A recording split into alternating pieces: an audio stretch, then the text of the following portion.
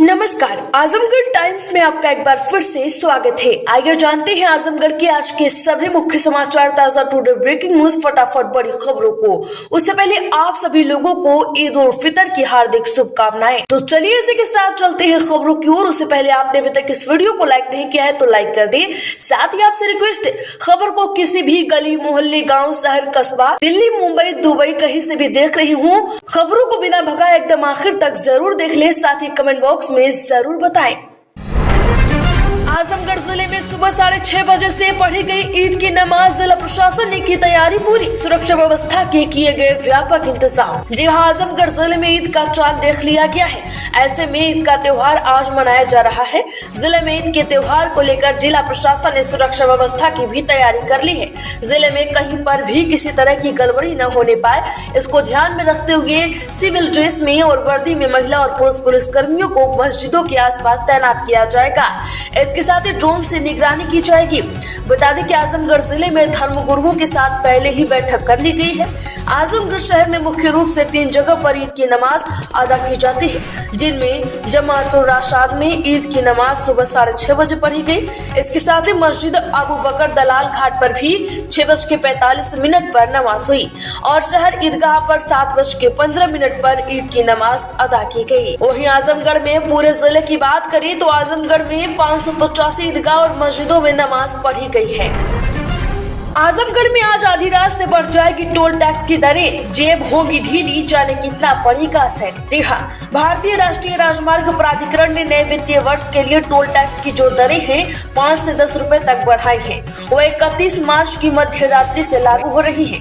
NHAI के सभी toll plaza पर शुल्क की दरों को बदलने का काम शुरू हो गया है। नए शुल्क के सूचना बोर्ड अब से कुछ देर में जारी हो रहे हैं। टोल के दोनों तरफ लग जाएंगे। बढ़े हुए टोल से राजधानी क्षेत्र में लखनऊ, नवाबगंज, बाराबंकी, सुल्तानपुर, अयोध्या, रायबरेली होकर रोजाना लंबी दूरी तय करने वाले करीब 10 लाख छोटे बड़े वाहनों पर असर पड़ेगा। आजमगढ़ में 8 जजों के स्थानांतरण, जैनेंद्र कुमार पांडे का हुआ लखनऊ तबादला, धनंजय मिश्रा भेजे गए कासगंज।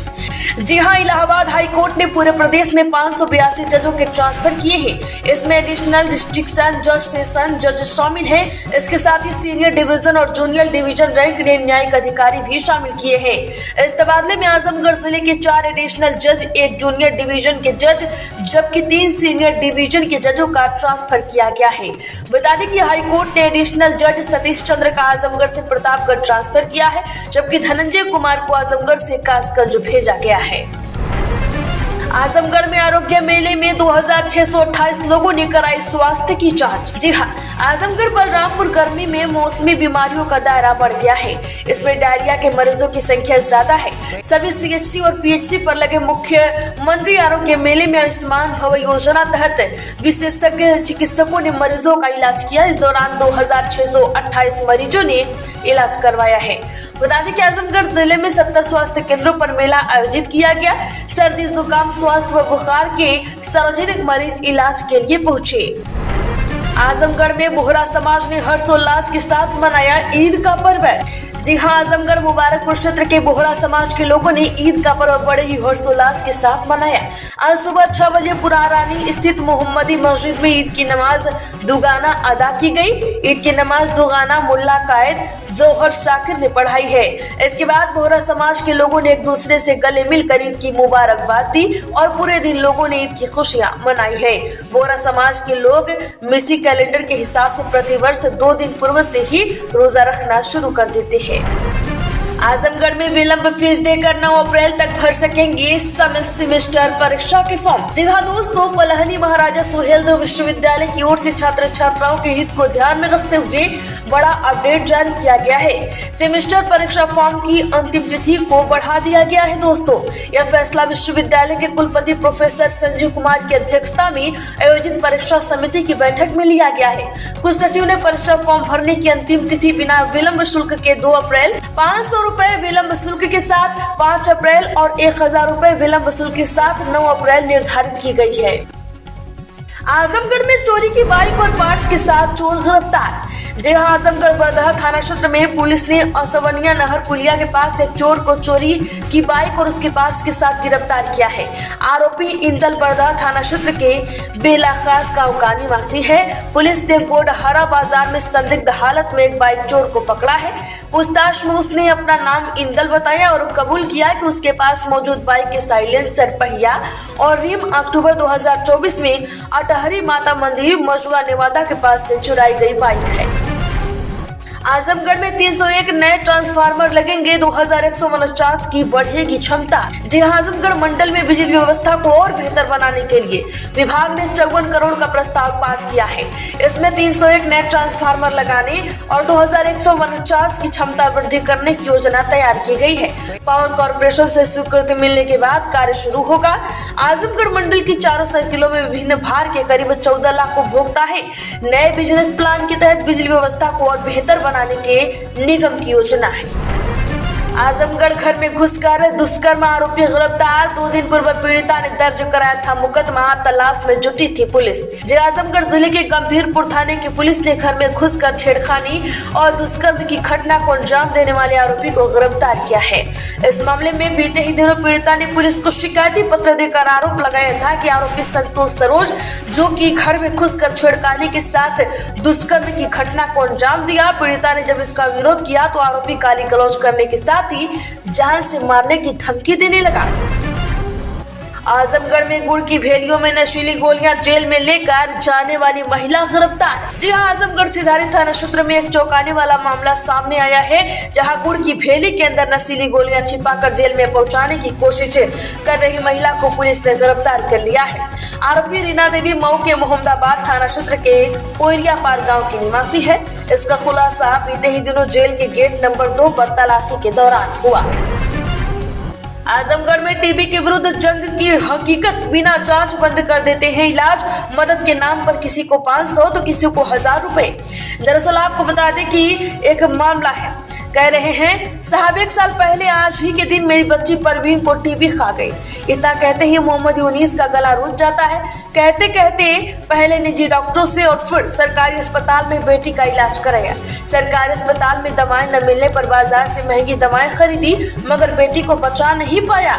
फेरी लगाकर कपड़े बेचने वाले गांव पलिया कला निवासी मोहम्मद यूनुस की बेटी 11 में पढ़ती है। फेरी लगाकर कपड़े बेचने वाले गांव पलिया कला निवासी मोहम्मद यूनुस की बेटी कक्षा 11 में पढ़ती थी। आज तक कोई सरकारी मदद मिली नहीं। यह हालत है आजमगढ़ जिले के फूलपुर तहसील की। आजमगढ़ में घर का ताला तोड़कर 5 लाख नकदी सहित लाखों के जेवर चोरी।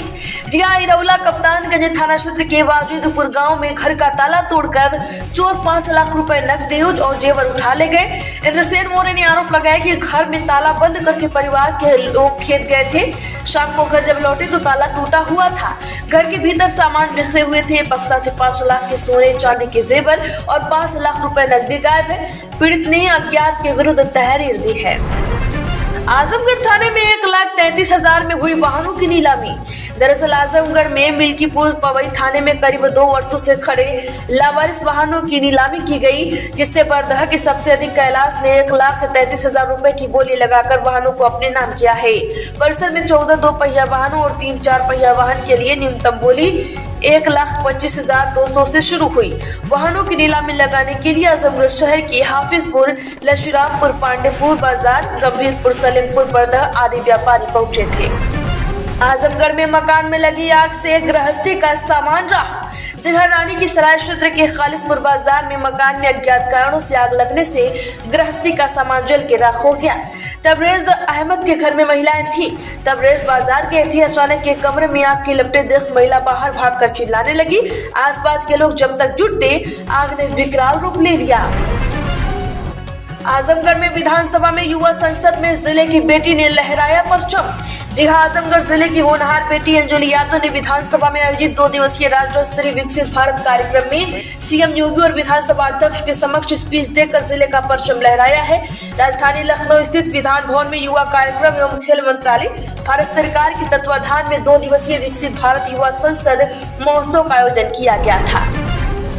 आजमगढ़ में नए कानून की छात्रों को दी गई जानकारी। जी हां, आजमगढ़ मुबारकपुर के लोहरा स्थित एक निजी विद्यालय में नए कानून के संबंध में कार्यशाला हुई है।